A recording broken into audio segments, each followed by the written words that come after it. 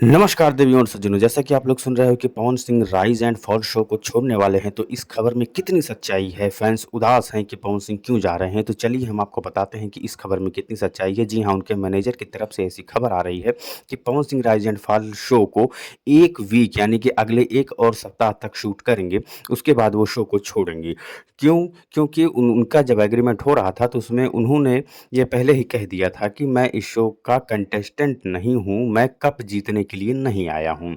सिर्फ़ और सिर्फ़ टीआरपी लाने के लिए ही पवन सिंह को इस शो में बुलाया गया था, जो कि उन्होंने बखूबी किया है और आज ओटीटी पर धमाल मचा दिया है। चारों तरफ टीआरपी किंग के नाम से वो जाने जा रहे हैं। जी हाँ, ये तस्वीर देख लीजिए।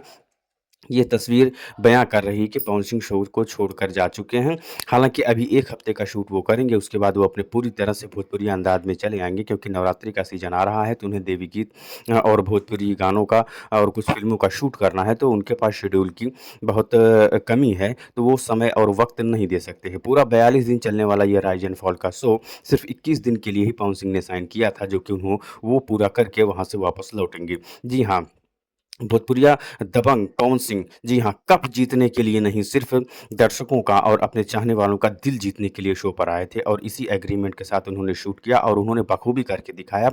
बिग बॉस को उन्होंने पूरी तरह से लताड़ दिया, ओटीटी पर छा गए और चारों तरफ से टीआरपी किंग के नाम से प्रसिद्ध हो गए।